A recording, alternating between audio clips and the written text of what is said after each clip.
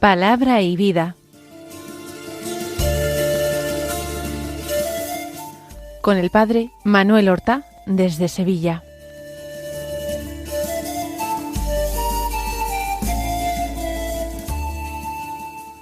En el nombre del Padre, y del Hijo, y del Espíritu Santo. Amén.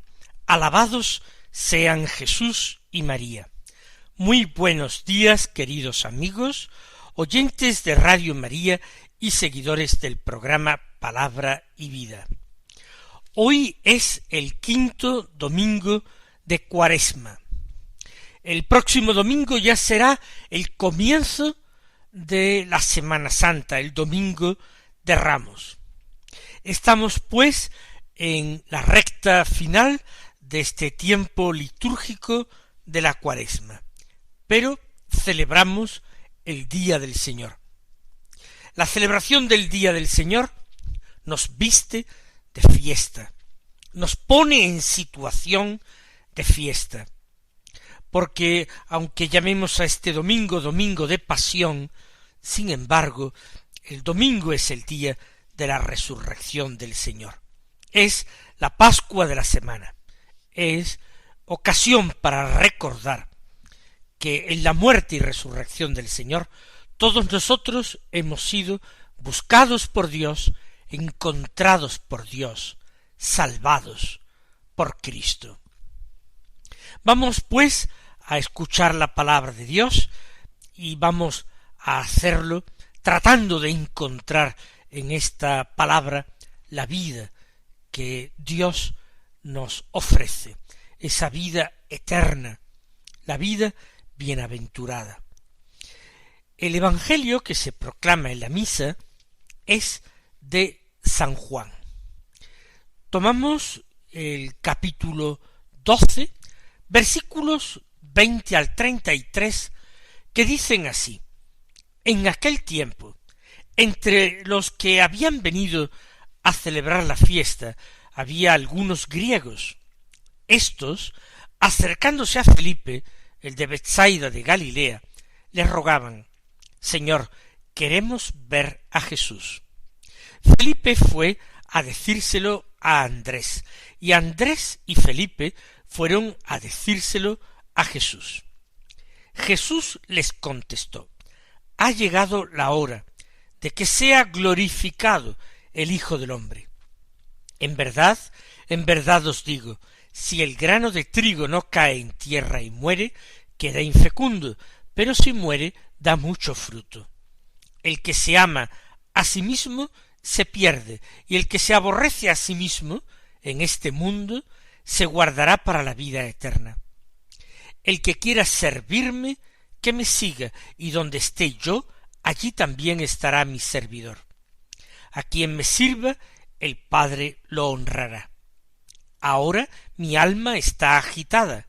¿Y qué diré? Padre, líbrame de esta hora. Pero si por esto he venido, para esta hora, Padre, glorifica tu nombre. Entonces vino una voz del cielo: Lo he glorificado y volveré a glorificarlo. La gente que estaba allí y lo oyó decía que había sido un trueno. Otros decían que le había hablado un ángel. Jesús tomó la palabra y dijo: Esta voz no ha venido por mí, sino por vosotros. Ahora va a ser juzgado el mundo. Ahora el príncipe de este mundo va a ser echado fuera. Y cuando yo sea elevado sobre la tierra, atraeré a todos hacia mí. Esto lo decía dando a entender la muerte de que iba a morir. Pues nos encontramos con ese característico estilo del Evangelio de San Juan. Son largas enseñanzas o discursos de Jesús, motivadas a veces por la pregunta de una persona, por la reacción de otra. Aquí se trata de unos griegos peregrinos. Habían venido a la fiesta, por tanto, estos griegos serán de lengua griega, pero tal vez sean judíos o prosélitos, conversos al judaísmo. Si no, no tiene sentido que llegaran a Jerusalén para celebrar la Pascua. No sabemos cuánto tiempo estos griegos han podido escuchar a Jesús o contemplar algún milagro. No sabemos si alguien les ha hablado también de Jesús y de las cosas que dice o hace. Lo cierto es que buscan a uno de los apóstoles para que les sirva de introductor ante Jesús. Fueron a Felipe y le rogaban diciéndole Señor. Al pobre Felipe, al sencillo Felipe, le llaman Señor, Kyrios, un tratamiento que se le podría dar al Señor Jesucristo, pero en ninguna manera al discípulo. Sin embargo, el deseo de aquellos griegos o de aquellos judíos de lengua griega es un deseo santo, legítimo. Queremos ver a Jesús. Recuerden que yo le he dicho en varias ocasiones en el programa, el deseo de todo hombre verdaderamente religioso es llegar a ver a Dios. Este fue el deseo de justos del Antiguo Testamento, como Moisés. Este fue también el deseo de grandes santos de la Iglesia. Por ejemplo, Teresa de Jesús, que con su hermano Rodrigo se encaminó a tierra de moros para ser descabezados, para morir mártires y así poder entrar sin dilación al cielo y ver a Dios cara a cara. Los griegos dicen que quieren ver a Jesús y Felipe busca ayuda para llegarse al Señor. Fue a decírselo a Andrés. Andrés y Felipe se apoyan mutuamente.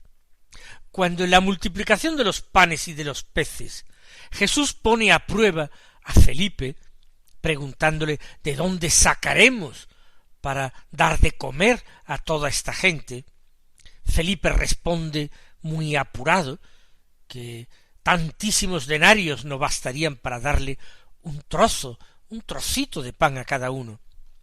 Es Andrés el que sale al quite, es Andrés el que sale en apoyo o en defensa de su amigo Felipe.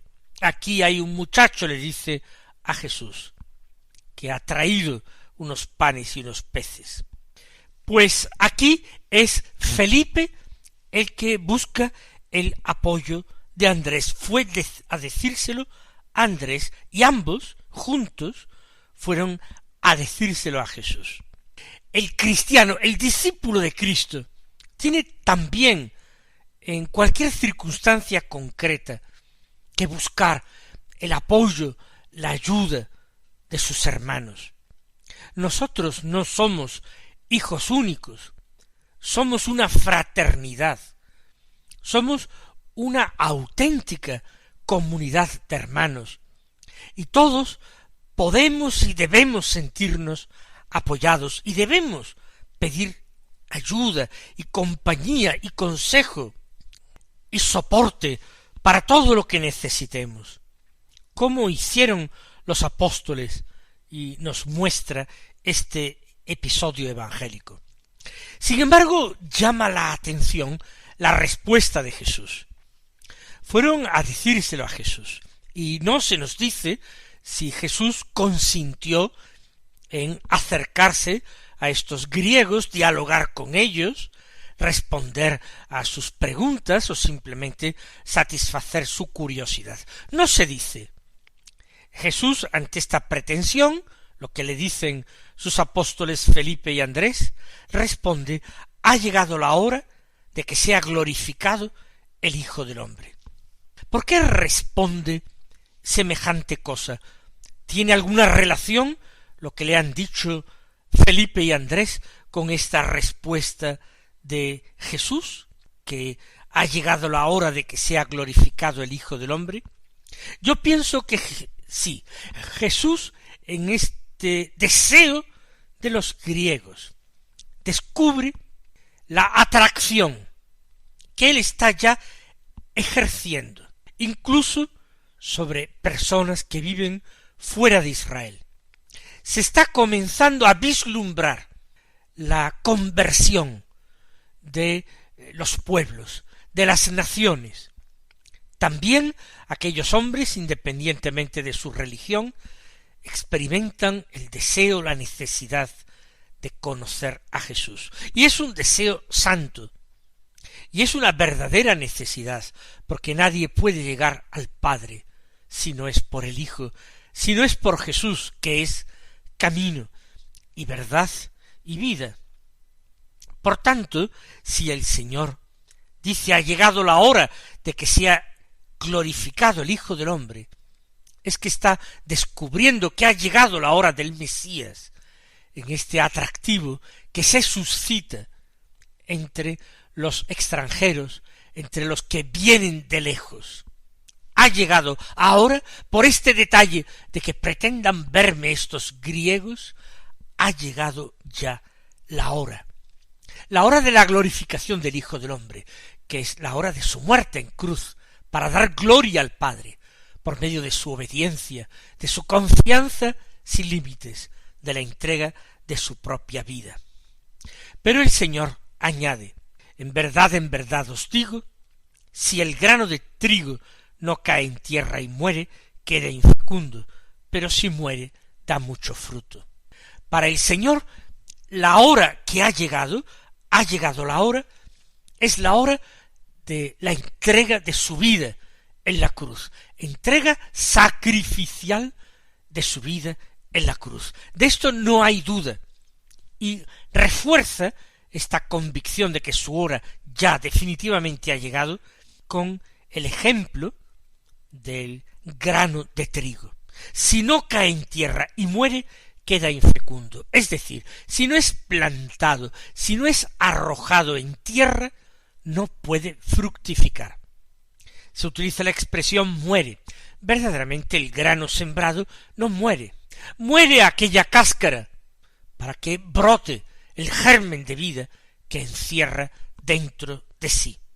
Si el grano de trigo no cae en tierra y aparentemente muere, se deshace, en este sentido dice muere, entonces queda infecundo.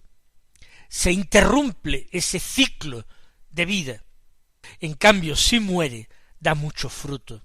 Si logra en contacto con la tierra deshacerse, entonces puede a partir de él formarse un tallo y una espiga, y la espiga estar plenamente granada, de forma que aquel grano daría el 100 por 1 en una fecundidad extraordinaria.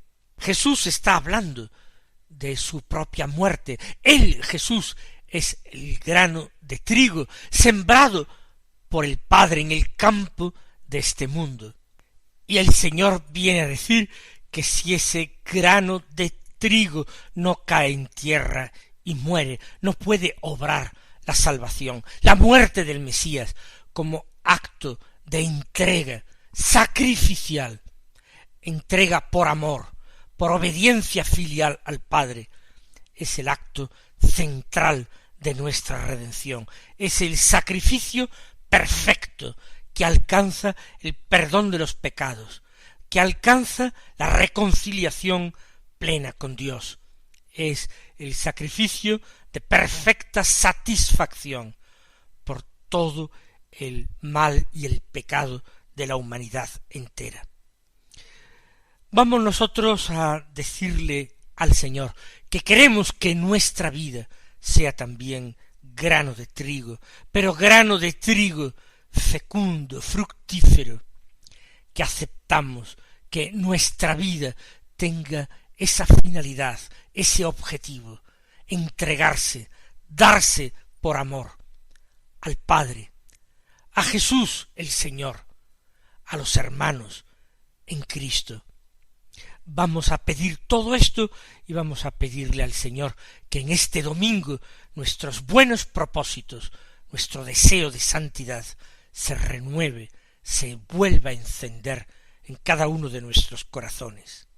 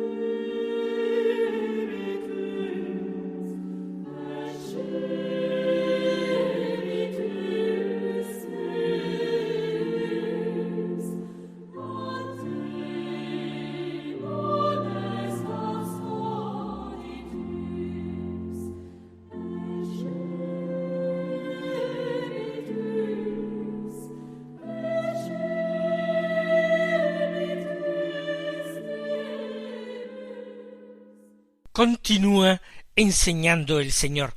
El que se ama a sí mismo se pierde, y el que se aborrece a sí mismo en este mundo se guardará para la vida eterna. Es una paradoja, como tantas que existen en el Evangelio. Aborrecerse a sí mismo no puede tener el sentido literal de odiarse. De alguna manera, aborrecerse a sí mismo es postergarse, dar el primer puesto, la total importancia al Señor, no a sí mismo. Amarse a sí mismo es vivir en el egoísmo, vivir en el ensimismamiento, centrado en sí. Aborrecerse a sí mismo es dar el centro de la propia vida a otro, a Dios, a Cristo. Amar a Cristo sobre todas las cosas, preferir uno a Cristo antes que a sí mismo y sus propios intereses.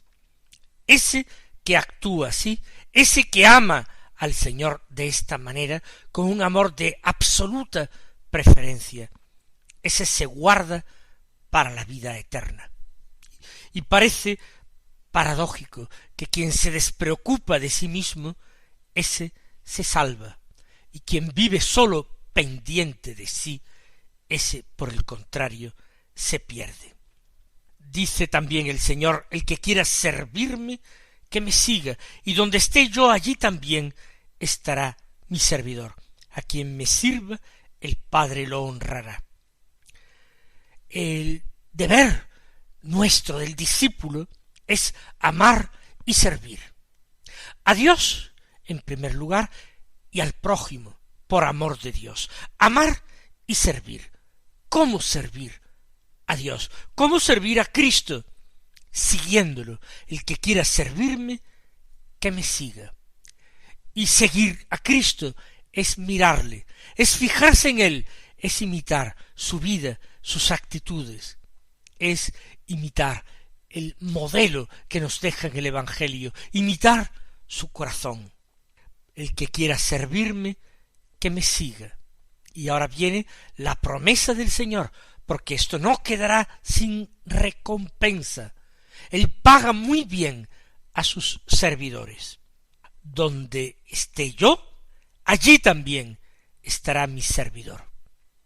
Si Cristo está en la gloria del Padre, el que haya servido a Cristo, siguiéndole, estará también en la gloria junto a Cristo. Es una promesa que no está condicionada. Y recordemos que el Señor nos prometió y aseguró: el cielo y la tierra pasarán, pero mis palabras no pasarán. Al quien me sirva, el Padre lo honrará, es decir, le dará gloria. Como da gloria a su Hijo único Jesucristo, dará gloria al discípulo de su Hijo. Sigue el Señor, y ahora cambia de registro. Ahora mi alma, añade, está agitada. ¿Y qué diré? Padre, líbrame de esta hora. Pero si por esto he venido, para esta hora. Padre, glorifica tu nombre. Que Jesús está turbado, su alma agitada, es muy normal. Él tiene una previsión perfecta y completa de los sufrimientos de la pasión. Y esa hora ha llegado, una hora de la que el mismo Jesús dirá que es la hora y el poder de las tinieblas. Así pues, dice el Señor, mi alma está agitada. Pero ante esta agitación, ¿qué va a hacer? ¿Acudir al Padre para que le libre de esa hora terrible? ¿Le diré al Padre: Padre, líbrame de esta hora?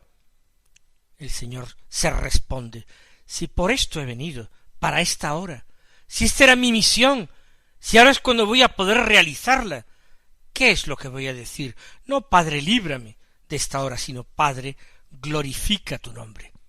Porque a través de la muerte del Señor, el Padre va a ser glorificado. Y ahora viene un episodio curioso. Dice Juan que vino una voz del cielo: lo he glorificado y volveré a glorificarlo. Pero esto que narra San Juan no es evidente para todo el mundo.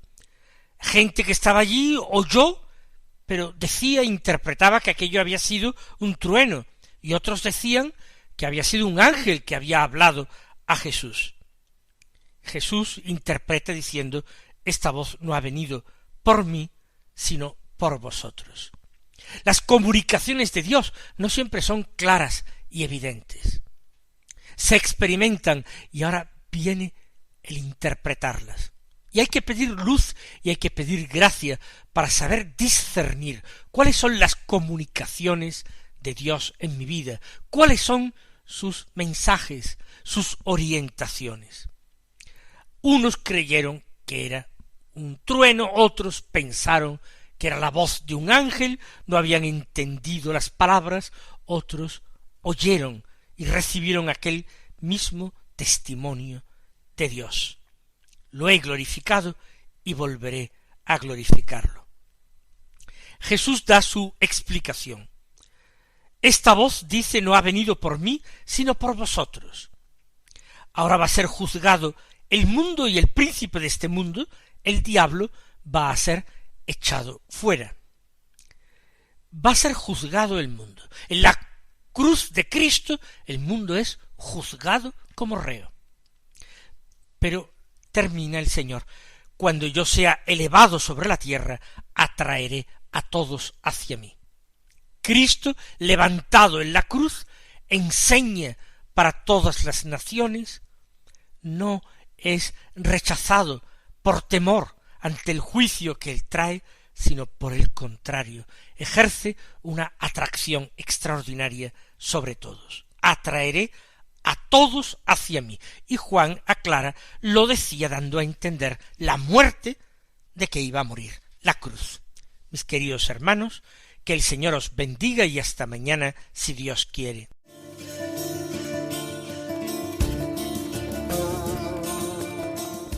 Han escuchado en Radio María Palabra y Vida, un programa que dirige el Padre Manuel Horta.